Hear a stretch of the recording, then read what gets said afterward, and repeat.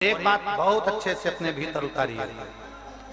आपको लगता है मेरा पति बहुत मेहनत करता है और उसका कोई फल नहीं मिल रहा, बहुत परिस्थिति नीचे जाती जा रही है, खूब डाउन होते जा रहे हैं, हमारे पास में कुछ भी नहीं है। यहाँ तक कि मेरे पास इतना भी नहीं कि मैं सीहोर कुबेरेश्वर धाम भी चले जाऊं और रुद्राक्ष उत्सव की कथा सुनकर। आपको लगता है ऐसा कि आपके पास में नहीं है इतना और मैं सीहोर तक भी नहीं जाता हूं, मेरे पास नहीं। जितने आस्था चैनल पर सुन रहे हो, जितने मोबाइल पर सुन रहे हो, जितने पंडाल में सुन रहे हो, आपको लग रहा है मेरा ये काम नहीं हो रहा, मेरे पास में इतना नहीं है, मेरा बहुत व्यापार कर रहे हैं पर आ ही नहीं रहा, धन कहीं से नहीं आ रहा, बहुत टेंशन में जीवन चल रहा है। तब 7 बेलपत्र लेना है। कितनी बेलपत्र लेना है? 7 बेलपत्र में से सबसे पहली बेलपत्र, घर से जब चलो तो घर के पास में जो घर के अंदर रसोई घर में मटका होता है, क्या बोलते हैं यहाँ पर, हंडा, मटका, गगरा, घड़ा, जिसमें तुम पानी भरते हो, टंकी, बाल्टी, जो भी होता है रसोई घर में जो पानी भरते हो पीने के लिए, अंडे में, बॉटल, उसमें टंकी में, जिसमें भी तुम भर के रखते हो, एक बेलपत्र उस अंडे के पास में, मटके के पास में वहां रखना है। घर से उसी मटके में से पानी लेना है, उसी हंडे में से एक लोटा जल लेना है, उसको लेकर जाना है। एक बेलपत्र वहां रख दी, बची कितनी? 6 बेलपत्र में से चलते चलते एक बेलपत्र पानी लेकर जब जाओ तब एक बेलपत्र बेलपत्री के वृक्ष के नीचे बेलपत्र चढ़ा के उस पर जल चढ़ाना। 6ठी बेलपत्र, जल को पूरा मत चढ़ाना, जल लेकर चढ़ाना। 5वें नंबर की बेलपत्र नंदीश्वर के पास में, जिस नंदी का पांव ऊपर की ओर हो, एक पांव नीचे दबा रहता है, पांव ऊपर वाले पांव के पास में एक बेलपत्र रख देना। 5वें नंबर की बेलपत्र वहां रख दीजिए। 4थे नंबर की बेलपत्र अशोक सुंदरी वाली जगह, हमने कई बार आपको अशोक सुंदरी का स्थान बताया है, ये जलाधारी, यहाँ जो बीच में से जल बहता है, बीच में एक मोटी लाइन होती है, अशोक सुंदरी। 4थे नंबर की बेलपत्र यहाँ रख दीजिए, थोड़ा सा जल समर्पण कर दीजिए। 3रे नंबर की बेलपत्र, यहाँ बैठकर जल चढ़ा रहे हो तो यहाँ रखो, यहाँ बैठकर जल चढ़ा रहे हो तो यहाँ रखो, यहाँ बैठकर चढ़ा रहे हो तो यहाँ रखो, मतलब पार्वती जी का जो हस्तकमल है उस पर रखना है और उस पर जल चढ़ाना है। 3रे नंबर। 2रे नंबर की बेलपत्र शंकर भगवान का जो शिवलिंग है उसके ऊपर बेलपत्र को रखना है। बेलपत्र की जो डंडी है, आप बैठे हो वहां पत्ती का मुंह होना चाहिए, डंडी का मुंह तुम्हारे ठीक बिल्कुल। बेलपत्र यहाँ रखें। 2रे नंबर जल चढ़ाएं। एक बेलपत्र जो 7वें नंबर की है, उस बेलपत्र को जो जलाधारी है, जल चढ़ाने वाली, उस जलाधारी का स्पर्श कराएं और उस बेलपत्र को वापस लेकर उसमें से थोड़ा सा जल उस जलाधारी में डाल दें। उस बेलपत्र को जो 7वें नंबर की बेलपत्र है, उसका स्पर्श केवल जलाधारी को कर बाबा से विनती कर उस बेलपत्र को किसी भी दिन आप अपने घर में लाकर रख लो और कुबेरेश्वर धाम आप आना चाहते हो, बाबा से विनती कर आना, बाबा ऐसा धन देना कि मैं वहां जाकर लोगों को पानी पिला सकूं, बिस्कुट खिला सकूं, ऐसी कृपा करना। 7 मार्च को कथा प्रारंभ होगी कुबेरेश्वर धाम की। 5 मार्च के पहले मेरा बाबा तुम्हारी झोली जरूर भरेगा और तुम्हें कुबेरेश्वर धाम जरूर बुलाएगा, पक्का। ज्यादा दूर का नहीं सोचना, नजदीक। 7 बेलपत्र का उपाय, 7 बेलपत्र का उपाय शिव जी का एक आनंद फल प्रदान करना। पहली परिंदे के पास, 2री बेलपत्र के वृक्ष के नीचे, 3री नंदी के यहाँ, 4थी अशोक सुंदरी के यहाँ, 5वीं पार्वती जी के यहाँ, 6ठी भगवान शंकर के ऊपर, 7वीं जलाधारी का स्पर्श कराकर वापस।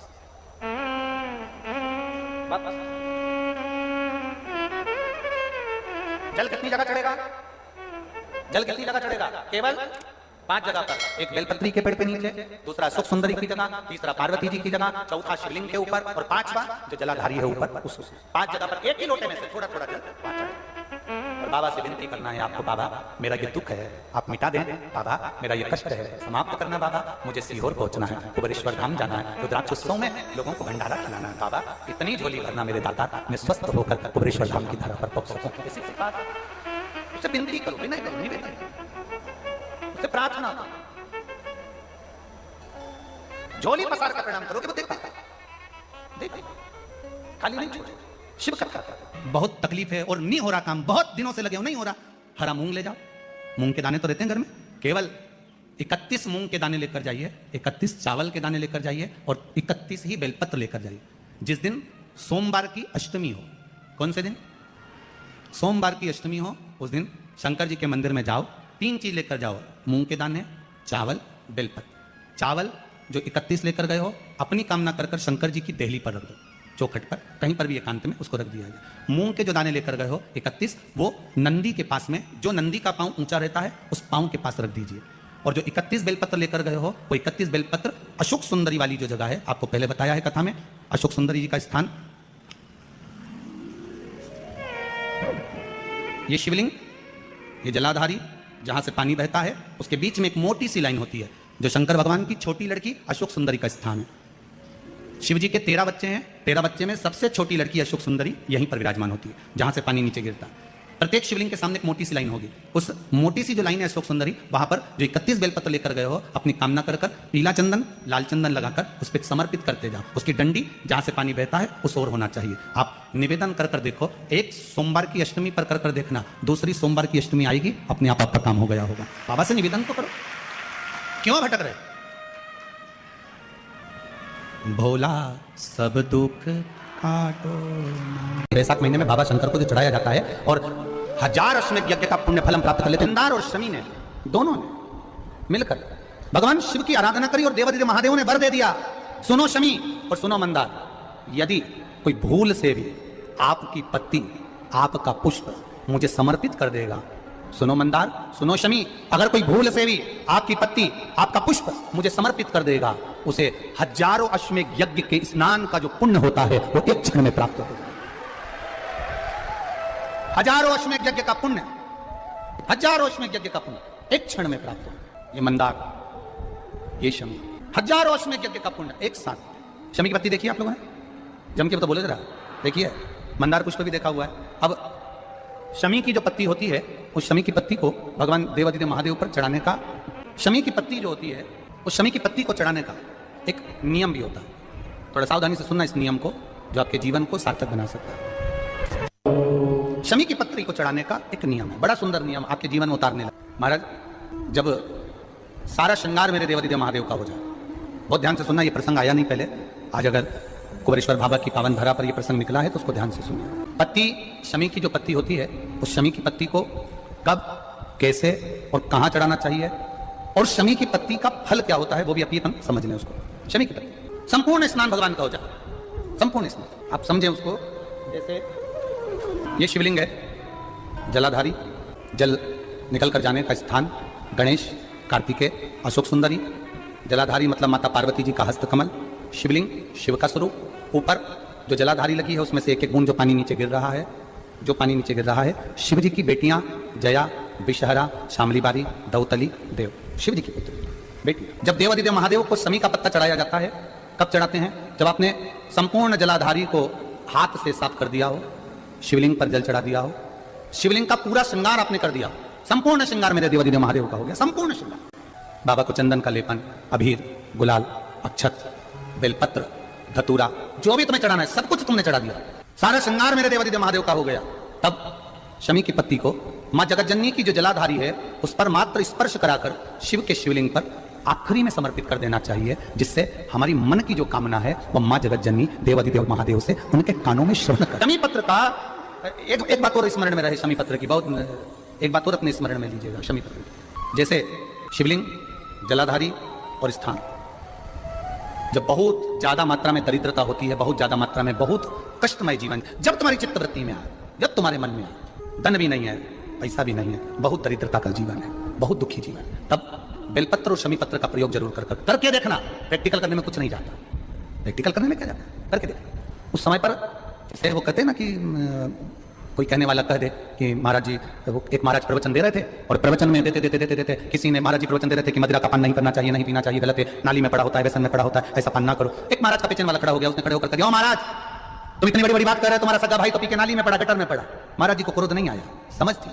महाराज जी ने कहा, भैया देख, मैं भी प्रवचन दे रहा हूँ, मेरा भाई भी प्रवचन दे रहा है, मैं मुंह से समझा रहा हूँ कि पीकर लोग नाली में गिरते हैं, गटर में गिरते हैं, मेरा भाई प्रैक्टिकल करके दिखा रहा है कि मत पिया।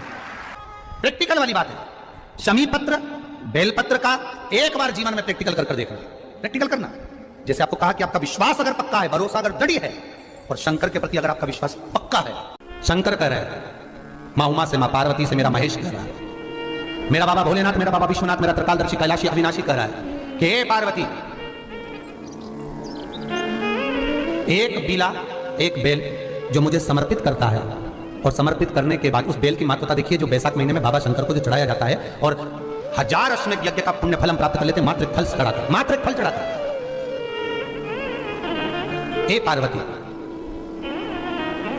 संसार का मनुष्य जब मुझे वो बेलपत्र समर्पित कर, वो बेल का फल समर्पित करता है, पार्वती वो फल जो मुझे चढ़ता है, फिर मैं भले नर्मदा के जल से निकला हुआ कंकर शंकर क्यों ना हूं, फिर चाहे मैं गंगा के जल से निकला हुआ कंकर शंकर क्यों ना हूं, चाहे फिर मैं यमुना के जल से निकला हुआ कंकर शंकर क्यों ना हूं, चाहे मैं सरयू के जल से निकला हुआ कंकर शंकर क्यों ना हूं, चाहे मंदाकिनी के जल से निकला हुआ कंकर शंकर क्यों ना हूं, हे पार्वती, फिर जो भी शिवलिंग पर वो बेल समर्पित होता है वो बेल उठाकर जीव अपने कार्य में ले सकता है। ये मां उमा से कह रहा है। तो उस बेल की महत्वता जानेंगे। अब अपन उस बेल को जानने के लिए वापिस स्कंद पुराण में चले। तो स्कंद पुराण में लिखा हुआ है कि जो बेल बैसाख के महीने में शंकर को चढ़ाया जाता है वो बेल का फल उठाकर रख लिया जाता है।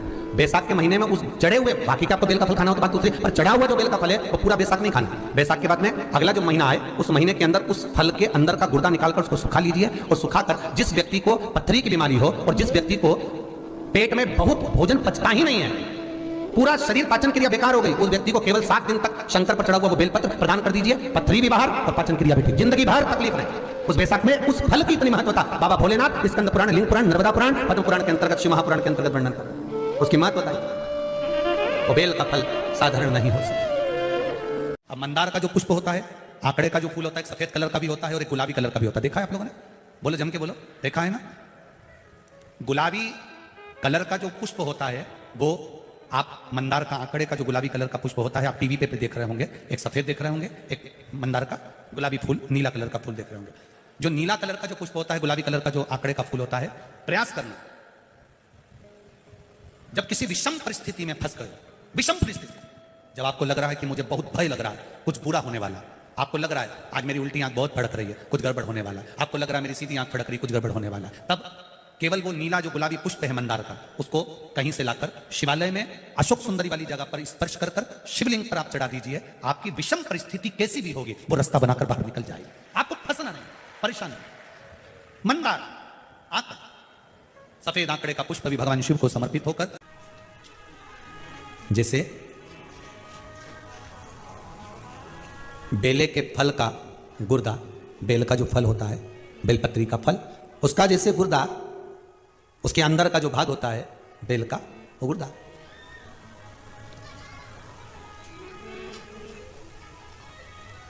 उसको अग्नि में जलाकर उसकी भस्म तैयार कर कर छान कर जब जब आपके यहां विद्वान ब्राह्मण शिव जी का अभिषेक कराते हैं, पूजन कराते हैं, तो उसमें लिखते हैं, पूजन के साहित्य में, बेलपत्री, धतूरा, दुर्वा, ये उसमें नीचे लिखेंगे भस्म। लिखते कि नहीं लिखते? लिखते हैं ना, भस्म अभिषेक में चाहिए रहती है। तब उस भस्म का थोड़ा सा भी भाग आप अगर शिव को समर्पित कर रहे हो तो ये जान लें कि शंकर मनवांचित फल प्रदान कर रहे हैं, शिव फल प्रदान कर रहे हैं। महाराज बेलपत्री के वृक्ष के नीचे बैठकर हाथ में एक बेलपत्र का पत्ता रखकर आप पंचाक्षर मंत्र नमः शिवाय, ओम नमः शिवाय, या श्री शिवाय नमस्तुभ्यम, या महामृत्युंजय मंत्र का स्मरण कर रहे हो, पर डंडी का भाग अपनी ओर, बेलपत्र की बीच वाली पत्ती का भाग बीच वाली उंगली की ओर रखकर अगर आप स्मरण कर रहे हैं और अपनी कामना कर कर बेलपत्री के वृक्ष के नीचे बैठकर उस पत्ते को सम्मुख रखकर बाबा से विनय कर कर एकांत में उस बेलपत्री के वृक्ष की छांव में, बेलपत्री के वृक्ष की छांव आप कामना कर कर उस पत्ते को शंकर भगवान के ऊपर समर्पित कर रहे हैं, तो ये जानकर रखें कि पार्वती और शिव का मिलन करवा रहे हैं और अपनी मनवांछित फल कामना पूर्ण करवा रहे हैं। क्योंकि शिव और पार्वती का जब मिलन होता है, शंकर पार्वती जब एक दूसरे के सम्मुख में होते हैं, शिव और पार्वती जब एक दूसरे के सामने अपने बच्चों के कारण एक दूसरे के सम्मुख में आते हैं, तो उनके चेहरे पर प्रसन्नता का भाव आ जाता है। तो फल, मनवांचित फल की कामना आप जिस कामना के लिए कर रहे हो, विवाह के लिए, नौकरी के लिए, सर्विस के लिए, व्यापार के लिए, रोग मुक्ति के लिए, आप जिस कामना से कर रहे हो। ईश्वर महादेव, जो व्यक्ति पथभ्रष्ट होता है, जैसे मदिरा के नशे में पड़ गया, कहीं जुए में पड़ गया, कहीं मांसाहार में पड़ गया, कहीं व्यसन में पड़ गया, कहीं गलत काम में अगर कोई जा रहा है, तो श्रम्भेश्वर महादेव के नाम से काली तिल भगवान शिव को समर्पित करी जाती है। महाराज काली तिल को वापस उठा कर ले आते हैं। उसी काली तिल को जो मदिरा का नशा करने वाला होता है या जो गलत व्यसन में डूबा हुआ होता है, उसको वो सुबह के समय अगर नहीं खाता तो भोजन के साथ उसको दिया जाए। श्रम्भेश्वर महादेव, एक बेलपत्री का भी बहुत अच्छा प्रयोग है श्रम्भेश्वर महादेव का, मदिरा पीने वालों के लिए, मांसाहार, व्यसन में, जुए में, पेशावृत्ति में, परनारी में, गलत जगह पर जो डूबे रहते हैं उनके लिए। पहले की कथा में इसका वर्णन किया है बेलपत्री का। श्रम्भेश्वर महादेव, एक बार सब बोलेंगे, कौन से महादेव? श्रम्भेश्वर महादेव। फिर जम के बोल लो एक बार, श्रम्भेश्वर महादेव। जब हमारे घर में क्रोध बढ़ता है या कोई गलत कार्य में जाने लगता है तो श्रम्भेश्वर महादेव का हमें शरणागति लेना चाहिए, श्रम्भेश्वर महादेव का पूजन करना चालू कर देना चाहिए। कई लोग कहते हैं महाराज जी ये श्रम्भेश्वर महादेव का मंदिर कहाँ मिलेगा, हम कहाँ पूजन करने का, कहीं नहीं जाना, तुम्हारे घर के पास में जो शंकर जी का मंदिर है वहीं जाओ, उसी देवालय में उसी मंदिर में जाओ, श्रम्भेश्वर महादेव के नाम से जल चढ़ाना प्रारंभ करेंगे। वो जल जो गलत संगत में पड़ा हुआ है उसका आचमन कराना प्रारंभ करेंगे, अपने आप उसकी धीरे धीरे बुद्धि सुधरना प्रारंभ हो जाएगी। ऐसा श्रम्भेश्वर महादेव